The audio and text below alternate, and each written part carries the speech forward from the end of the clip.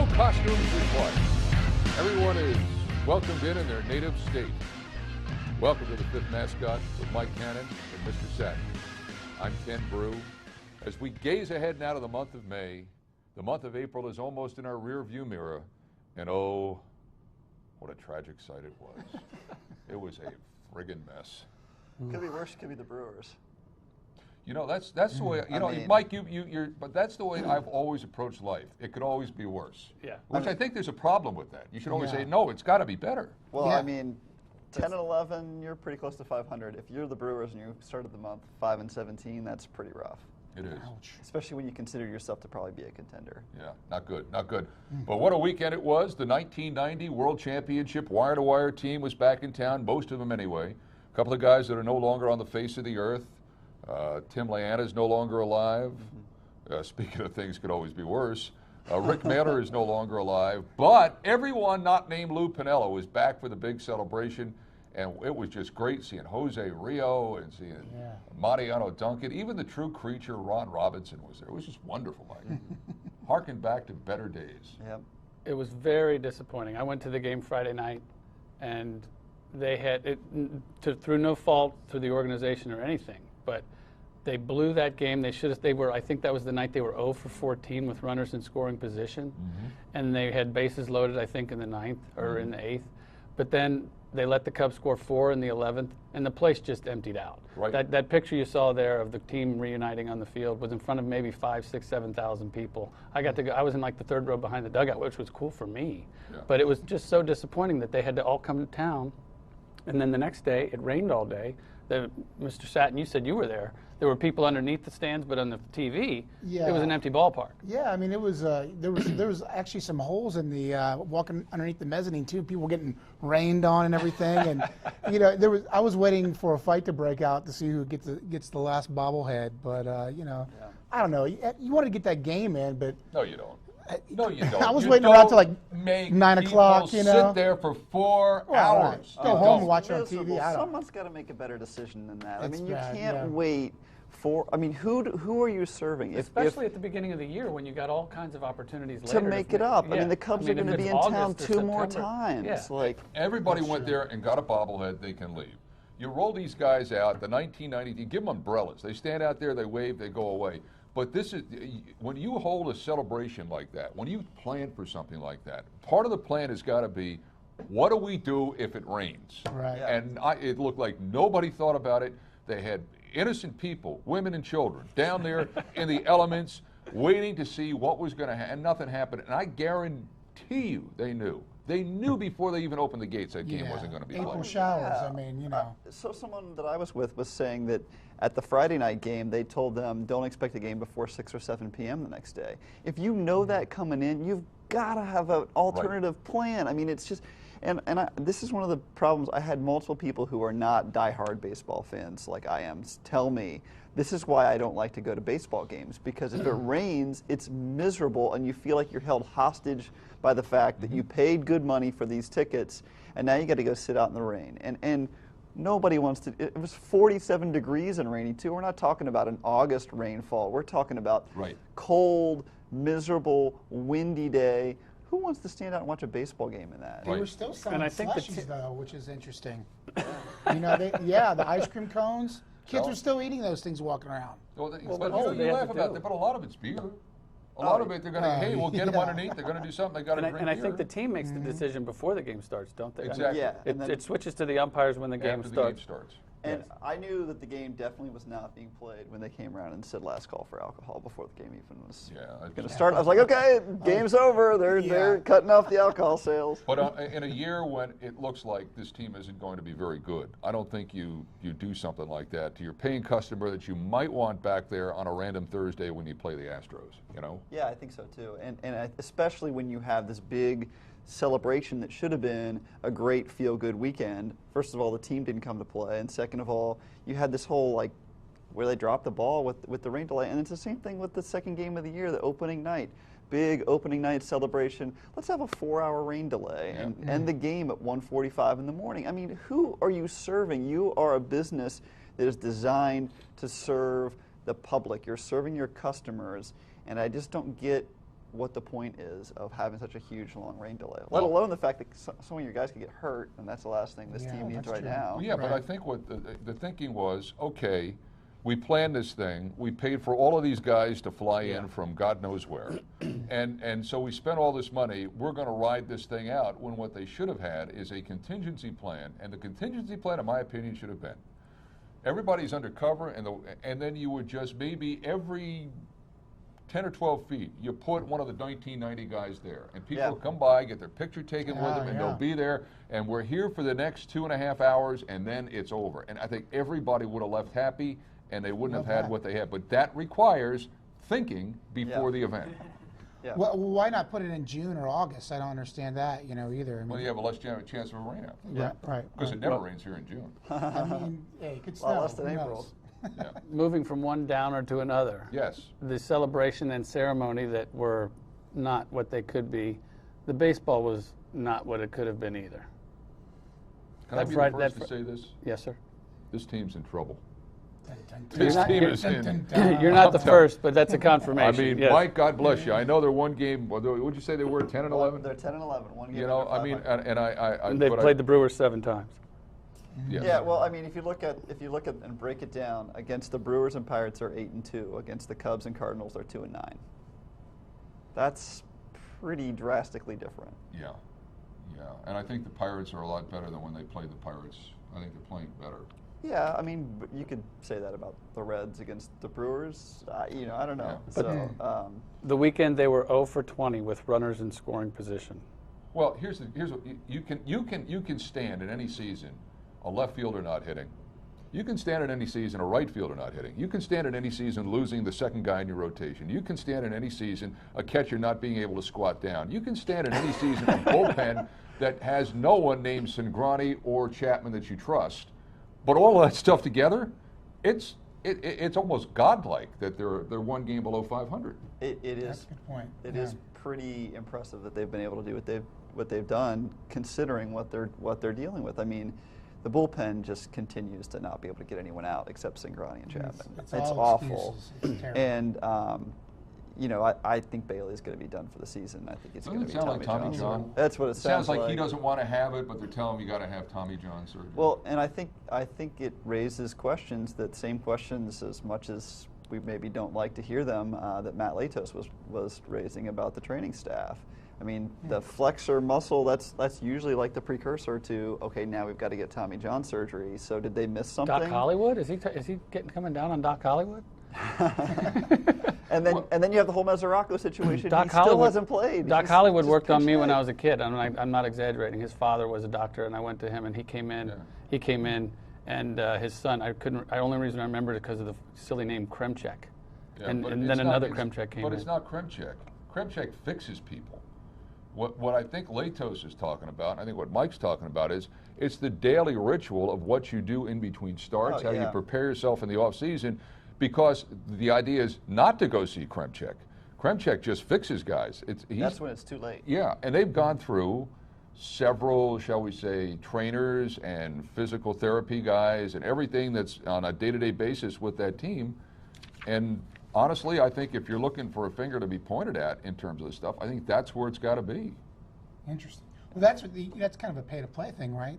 All those doctors pay to be on that staff. They're not really chosen, right? I mean. But the trainer doesn't. He's an employee. Okay, gotcha. The guy that has him go out there and do stretches with rubber bands and all that happy, horse hockey that they do. And horse hockey. I love that game. That's important stuff. I love that game. That is. But those are that's what he's probably talking about. Yeah. So I think. Well, and I mean, I think Latos had an accusation that they were guys were pushed to get back in the lineup too soon.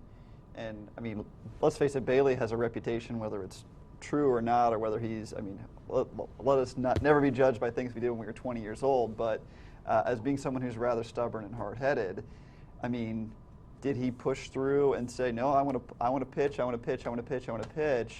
and maybe we should have been talking about surgery, I don't know. But everyone is like this. Every athlete wants to play right now. It is. It goes back to that staff to say no. Has to say, let's take a look at that. That's what they did with Latos, though. Yeah. They said, hey, I want to pitch tonight.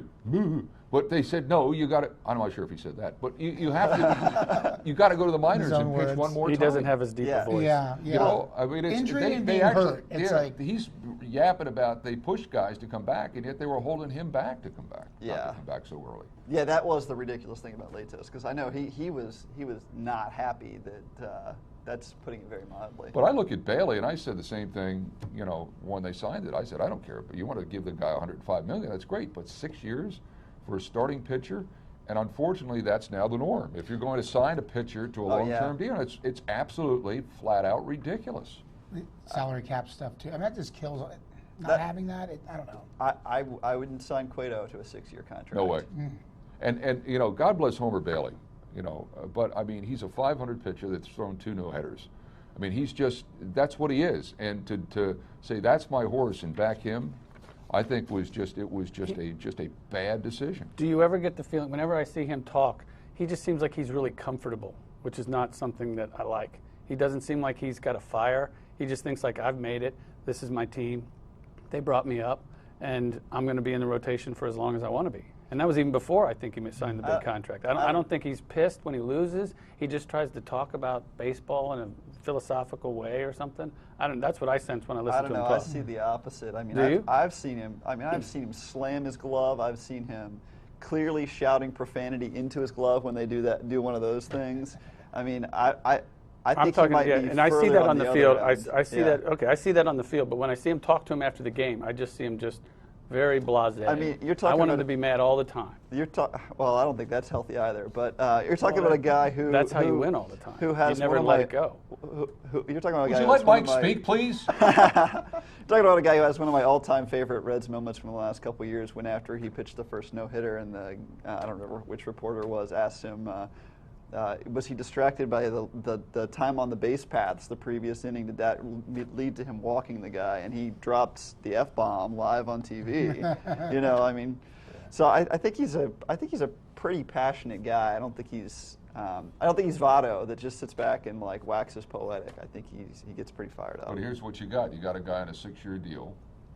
He pitched a fraction of last season. Yeah. He made 3 starts this season, and he's probably not going to pitch until the middle of next year. Middle of next year. At the earliest, you're probably talking after the All-Star break. Yeah. If he has Tommy John terrible. surgery. And if they would have identified that last year and said, look, this is a problem, I mean, we might have been talking about he's back by the end of this year, but now it's going to be, if it's Tommy John, it's probably the All-Star break next year. And you also wonder, will he ever be the same? I mean, the success rate of Tommy John surgeries are really, really good now, but by the time he comes out of that, he's going to be 30 years old. Right. He's going to need to learn how to throw a knuckleball. That's what he's got to do. If he wants to stay in this league, he's got to develop the knuckler. Yes, Nice. he does. Well, the remedy for almost any baseball team is the Milwaukee Brewers, and Reds got better, got healthy, got wins as soon as the Brew Crew came into town. I don't know if that's just because it's still just because I guess the Brewers stink because they consistently can't win a series. Yeah. Well, we know this about Jason Marquis. If he's on the mound, you better get at least 8. What was they needed? They got 9. He did okay. He did okay in the first game before that. They scored 16. That he pitched. He gave up 2 runs Monday night. So let's run Marquis out there every time, and the offense will be clicking on all cylinders. But But Badenhop is the one who blew that. 1 out and 4 runs. I couldn't believe that. I mean, that was terrible.com. That was. God, that guy is. I'm sorry, but I don't know. I don't understand why he's in the major leagues. Explain to me, Mike. I think you got 3 guys right now in that bullpen, in Greg, Badenhop, and Jumbo Diaz, who have a competition to see who can pitch the worst and not get sent down. I mean, seriously. I know they're trying, but Do you know that trying. because they show up and put on their uniform? yeah, it says Reds there, and they're out there, so I'm assuming they're ready to go. But here's the guy that should be in that bullpen. And I just had a conversation about this with a guy from Baseball Prospectus earlier today. Racel Iglesias belongs in that bullpen, and I have no idea where'd he go? why they sent him to Louisville. Because again, if this were the Cardinals that we're talking about, and you got a future starter that you could use in your bullpen, he'd be in your bullpen. He wouldn't be down at their AAA affiliate getting ready for 2016. Yeah. That guy should be in there. Jumbo Diaz and Burton Badenhop. they could be bunkmates on a train to Dubuque at this point. What I want no, they couldn't. What happens in Dubuque stays in Dubuque. Exactly. That guy, look at, he doesn't even have a head. What happened to his head there? He's so insignificant in Cincinnati, he doesn't even have a head. This guy belongs on the Reds right now. And I don't care what your future plans are for him. That's how a winner thinks. Mm-hmm. I agree. But again, my next major league team I run will be my first, but and I feel for Price. I'm sure Price had some input as into that disaster. But it's like he goes out to the mound to make a pitching change. You're motioning Inglés or Diaz in. You're motioning in Badenhop. You don't know what you're going to get. J.J. Hoover. I mean, everybody knows what's coming. Everyone's just like, oh. Well, and the thing is, because Badenhop, Greg, and Jumbo have been so bad, J.J. Hoover's like one of the most reliable people in the bullpen. Yeah, that's true. That's scary. Right. Like, why? And now Manny Parr is hurt. He was actually every other time out getting people out. Like, I mean, you're just in a bad way there. So your rotation now, and by the way, Lorenzen I thought pitched well yesterday. Yeah. I mean, the three he gave up were they were no doubters. But I mean, this is a guy. He was aggressive, yeah. Very much so. Pitches aggressive in the count.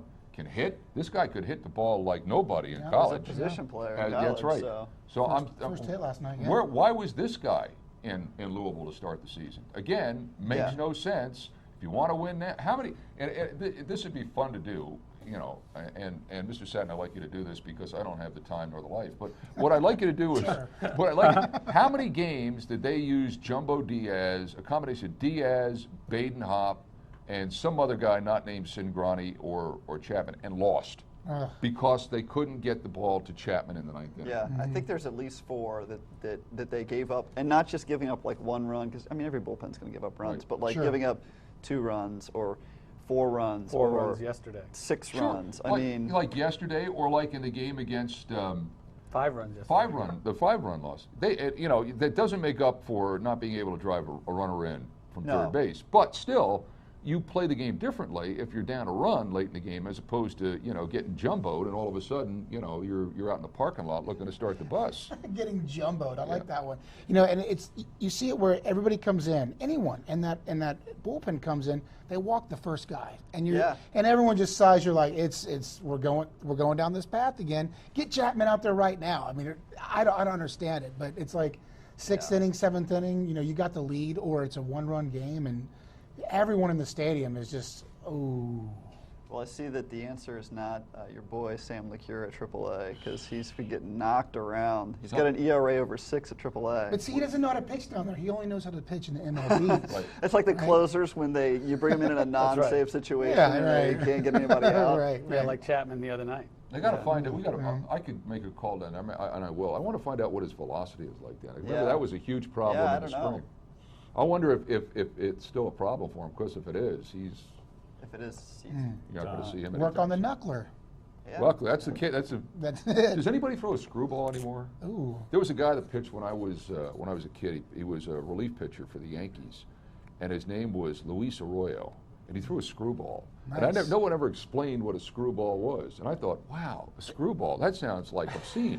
What is that? Oh, it is, once to the hitter. But what's the difference between a screwball and a curve? That's what I don't. Doesn't it break the other way? The opposite way. Yeah. Really? Yeah. So like a curveball, your hands on this side of the ball. Screwball, your hands. Franco, on this you're side of the like ball. slicing it in one kind of when you release it. So the last one that I remember was the little the tiny guy for the Reds, Daniel Ray Herrera. Right. Remember that guy? He was like 5'4", and he threw the screwball. And I remember him facing Ryan Howard, this little tiny left-hander throwing the screwball to Ryan Howard and striking him out on and then his pitches topped out at like 84 miles an hour. That's and he strikes out this giant hulking slugger. I wish I could remember. My kid had a video game back in the 90s. I can't Bases remember which Loaded? one. It might have been, but I don't know. But you could actually there was a pitcher you could bring in, right?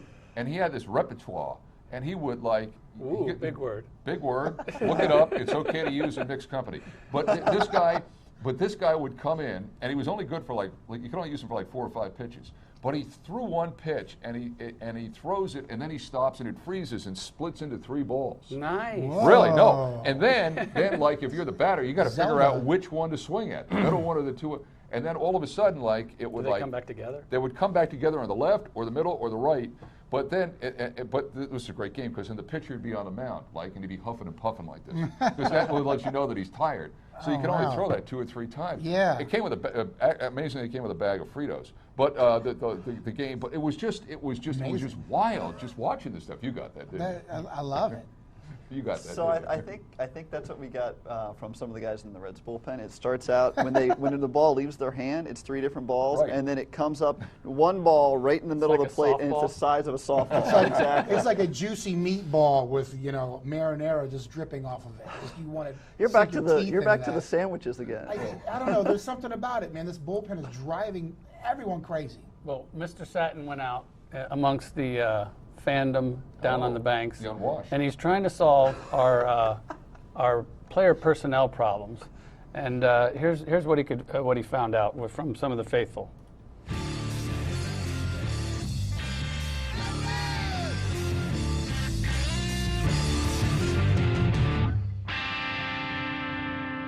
Hey, what's happening? This is Mr. Satin for the Fifth Mascot. We're down here at the ballpark. We're about 500 right now. We're looking all right. But we want to see what sort of blockbuster trade you would make. If we had to trade somebody right now, let's say like a Kevin Gregg, is there anything out there that we could get for him? What do you think? I don't know about that. Well, what about Alf? Something like that. He's not up to anything, since the 80s sitcom. I'd rather have Alf. I think he has more personality than our bullpen. But he'd be behind the couch the whole time, though. I think he'd be behind the couch kind of guy. That's true. He'd be like sniffing around for cats or something, right? Yeah, exactly. Yeah, really. Who would you trade, let's say, Tucker Barnhart for? Who would you trade him for? We could get Kemp. Kemp? Kemp. I don't know about that. Well, what about the surviving members of the Golden Girls?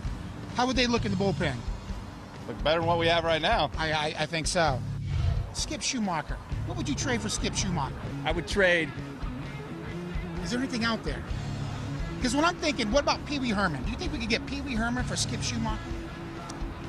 No. What about- No. Baltimore has him. what about his bicycle? We could go find his bicycle, maybe make a trade for that. Do you think there's anything out there that we could get for Marlon Byrd right now? No. What if I told you, I'm thinking maybe we could get maybe even like a mascot like the Philly Fanatic. You could trade straight up for it. Bring a little comedy. They're about the same size. He got hits last night. I know, but hey, they're Philly Fanatic every night. Hey, it's not even out of the April yet. Give him a break. Give him a break. All right, we'll get Bird a pass then. Nice. Yeah. Nice. We're digging for trades right now. We're getting to that moment. We're not there yet, but it's. I love people. We'll get Kemp for Tucker Barnhart. Yeah, sure. Okay. Why not? Well, isn't hope that springs sort of like the Josh Hamilton trade? I mean, Josh Hamilton for a player to be named later or cash. That's just like, in other words, we just don't want to pay this guy anymore. We don't want him on our team. Gone. Take him. Yeah, but the problem they got is, about trades is if Bruce doesn't start hitting the ball, they're not going to get anything for him. And Bird is, I'm sorry, but his swing just looks slow. And I don't know, you're eating $4 million on that. Yeah. He's got another year on his And contract he's- after this year. And it's his option. So Yeah. it's like, Yeah, I mean, Right. he has hit better the last week. I mean, the first 2 or 3 weeks of the season, he looked like everyone else was starting how they would normally start on opening day, and he was like the first day of spring training. Like, he looked lost. Yeah. but the thing is you wait in baseball anymore. You wait a month, you're out of it in a month. If you're not, I'm not saying they're out of it, but I'm just saying that if guys will get hot. This is what drives me crazy about sabermetrics. Guys will get crazy. Will get hot in July and August. And they'll jack their average up, and then they'll jack every sabermetric up. But what were you doing when your team actually had a chance to win or be in it? See, that's where that stuff's only a snapshot. We got a double dip today of this week in Reds baseball history. This is one of my favorite nights. We talked about it the other day. I was at this game. It was 1988, April 30th, today's anniversary. It was when Pete and Dave Pallone went at it, and Pete was suspended for 20 days, I believe, fined $10,000. But that night, remember when people used to bring their radios to the game, and you could hear them all. Marty and Joe got in big trouble. Remember, they had to swallow their tongues because they got called to New York too. Yep. And people just started littering the field. But right there, Pete started pointing at Dave Pallone. Didn't hit him theoretically. Pallone got mad, did what he's doing right there, hit Pete in the face, which in the post-game press conference he showed a little scratch on his face. And after that, Pete went nuts, and the whole team had to pull him off. And Pete was not a guy you wanted to be coming after you. I went to Chicago. They sent me, the station I was with, sent me to Chicago to cover his first game back. Pete's first game back from suspension. We all thought that this was going to be a huge thing and Chicago was going to go crazy. It was Harry Carey's first day back from having a stroke. So it was like everything was like Pete who? Oh yeah, that's right, he's back. So, but yeah, I remember that. Yeah, Pallone also got into it with Davey Concepcion at one point too, right? I can't remember. I don't remember that. I think he did too. But yeah, no, he that was one of the most fun nights I ever had. People just were going nuts, throwing everything onto the field. They stopped the game for like 30 minutes. Eventually, they did resume it, but they lost. It was like late in the game or extra innings, and we lost 6-5 to the Mets. And that was 88. That was 1988, April 30th. Yes. Wow. Are we saying the Reds need to start looking like the Royals maybe a little more and we might need kind of fighting everybody? Maybe Sweet Lou, he was a good little attitude. Take the record the Royals have right now. Yeah, exactly. But Brian Price tried to bring a little fire last week, and it fizzled against a better team. It seems like it's just this team's going to lose to the decent teams no matter what happens. You mean he tried to bring a little fire truck? There you go. Yeah, there you go. Needs to bring a bigger fire truck, I think, next time. Come on. And then what do I see here? 40. In 1969, on April 30th, Jim Maloney. Yeah, 46 years ago. He struck out 13 batters en route to no-hitting the Astros at Crosley Field, 10-0. It was at that time was considered his third no-hitter, because earlier in his career he had a game where he went 11 innings and it was a no-hitter through 10. And back then, if you went 9 no-hit innings, no matter what happened after, they still called it a no-hitter. But he pitched all 11 innings, and in the 11th, Johnny Lewis led off the 11th with a home run. The Reds lost 1-0 to the Mets. And Jerry Lewis threw the first pitch. He did. And Dean Martin was catching. He sang "Take Me Out to the Ball Game" in the 7th inning. It was an amazing night, and I think a lot of people don't remember that. Those are very good stats. But one of the best stats I found looking at this was in Maloney's second no-hitter, which later would be considered his first because the first one was changed. He won against the Cubs.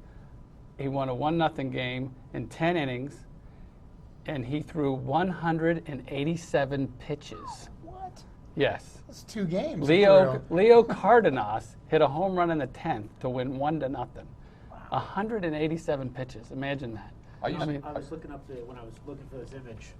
It said that in that game he also walked 10 guys. Right. And hit a He guy. struck out 12 and walked 10 and pitched all 10 innings. 187 pitches. I don't even know. They said I also said he threw a 99-mile-an-hour fastball. I don't know when they clocked it, if he just went out in the parking lot one day. I mean, I don't think they had guns in the thing, but I don't even know. But the people said he had a blistering fastball, but he just pitched in an era where there was Don Drysdale, Bob Gibson, and he was always overshadowed, and the Reds didn't really do much. When the Reds went to the series in '61, he was like in his second year, and he wasn't in the rotation. Back when I was growing up, and back in the bad old days, there was only one game on a week. It was the game of the week on NBC. And the Reds were rarely on the game of the week, but I loved the Reds. And I was living in an area of the country I was living in the New York area where, it was the Yankees and to a lesser degree the Mets. But I remember they had the Reds on one week, and Jim Maloney was pitching. Wow, Jim Maloney, because I listened to the radio and heard, and I just look at this guy. And then I met him for the first time, like in '87 when I came up here. I thought, Jim Maloney, this guy's like 6'7", 250 pounds. You're a little guy. I was like, that's Jim Maloney? Oh, this guy threw 2 no-hitters, really? After getting to know him, just a really, really neat guy. Really neat guy. I said that twice. So what are the Reds? 4.5 out now? They're 4.5 out, right? I think so. Yeah, it was like 20. There we go, right there.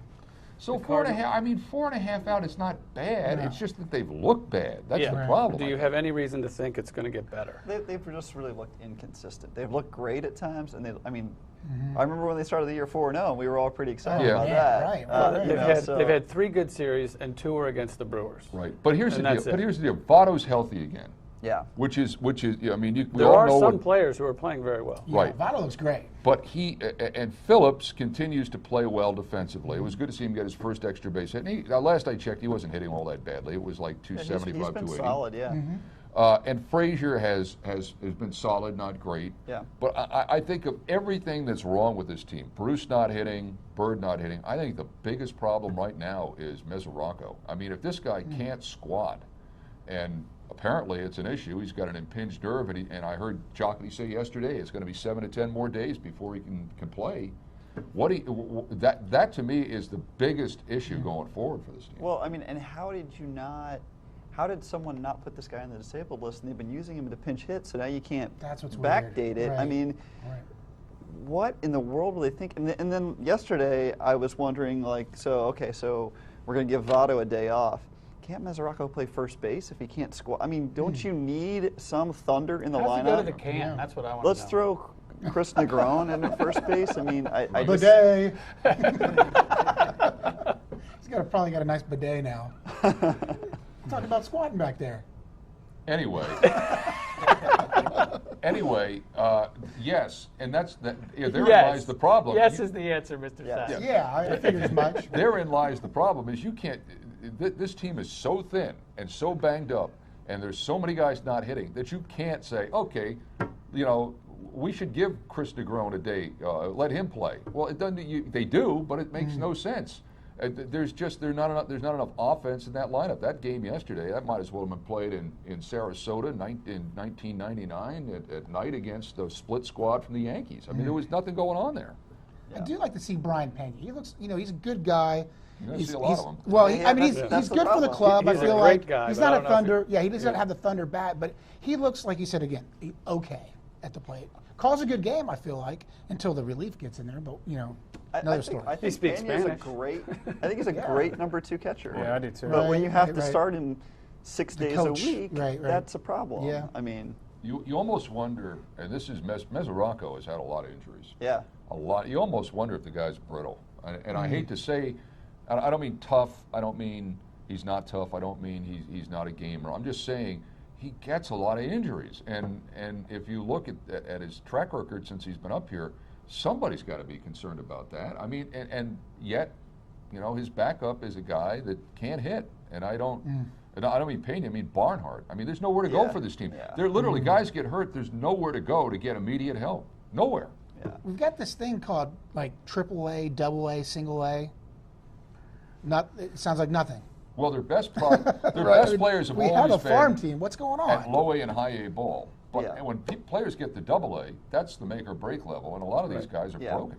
Yeah. And the only thing that gives me some sense of hope, I think that was the first question like 5 minutes ago, is they do have good young guys who are throwing the ball really well at AAA, and Mascot and Iglesias, and I mean, they just have to get them up here. I mean, what good, again, back to what would the Cardinals do? They would have those guys in their bullpen right now. And Jockey's in Dutch to guys like Baden Hopp and to a lesser extent Jumbo Diaz and to Kevin Gregg. And I'm sure that's it. He doesn't want to have to go to the owner and say, okay, we made a mistake. We should have had these young guys up. And the owner's going to say, well, then why am I dining on $5 million worth of salary here? Yeah, I mean, Jumbo doesn't make anything. He's like major league minimum, but Baden Hopp's like $1.3 million, $1.5 million. Yeah, something like that. And that was their only free agent signing this year was Burke Baden Hopp. He's working out really now. Where'd they find him? Like White Castles or something? I don't understand.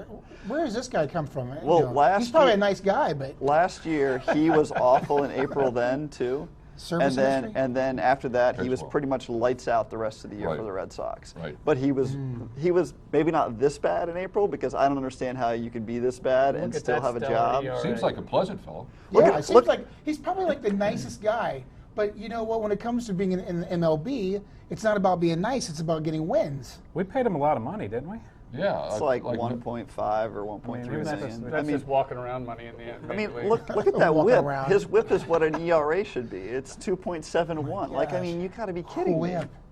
And Greg, I don't know what they're paying him, but again, I think the reason why they made the roster coming out of spring training is the general manager signed these guys, and he's not going to tell the owner, "Oops, sorry, we can't pay this Yeah. dude. All that money you gave him, yeah, he's going to be, he's going to put a nice addition on his house." But So being accountable, that would be weird, right? That If would be someone a was weird accountable concept. for something. Be a Yeah. weird Well, concept. do you think a week on the road can do us any good? The Braves are about the same record as us. I don't know. I haven't looked into it specifically. I think they're 11-10, 10-11. I think the Braves have been almost exactly like the Reds have been. At times they've Have looked they played great, the Brewers 7 and times? at times they have looked awful. And the Braves kind of feasted on the fact that they were playing the Nationals, who are scuffling about as bad as the Brewers are right now, and the Nationals are picked to win the World Series. So they've been up and down, and I don't know. It's going to be an interesting series, especially the game one tonight facing Shelby Miller. DeSclafani, I really like. I think in the long run, I think that trade is going to be very, very good for the Reds. I really do. But you could just see he's a young guy and he's going to make mistakes. And I'm sure at this point he's a 4 or 5 starter. But he's your number 3 starter right now with Bailey gone. Yeah. And I don't know really if you want to match him up against the other guy. And when you're going up against the Nationals, as you mentioned, or some of the better teams in baseball, I don't know if you want to match him up their number 3 starter, because it may not be fair to him. But I do think long term he's going to be very good. I'd be shocked if Marquise is still in the starting lineup, starting rotation by the middle of the season, whether this team is in the toilet or whether it's in the penthouse. And if it's in the toilet, DeSclafani may be your second starter because Cueto could be gone. Yeah. So and Leak could be too. Yeah, right. Right. So I don't think starting pitching, I don't think is our problem. It's and we've talked about it's the bullpen, but the reason it's the bullpen is kind of affecting the offense too. I mean, those guys have to think they have to score 10 runs a game, and maybe they're pressing, and maybe that's why you get into slumps. And if you fix the bullpen, I think everything else will follow, and the Reds will start winning. It just starts there, and everything, you build momentum off of it. I mean, if you figure the games that they just totally blew it out of the bullpen is probably 4 games, and you figure they win 3 of those games, then right now we're looking at a team that's right in the thick of it, probably a game or 2 behind the Cardinals. Right. If they just had a decent bullpen, not even like a lights out bullpen, just an average bullpen. They could go a couple innings and just give up a couple of runs.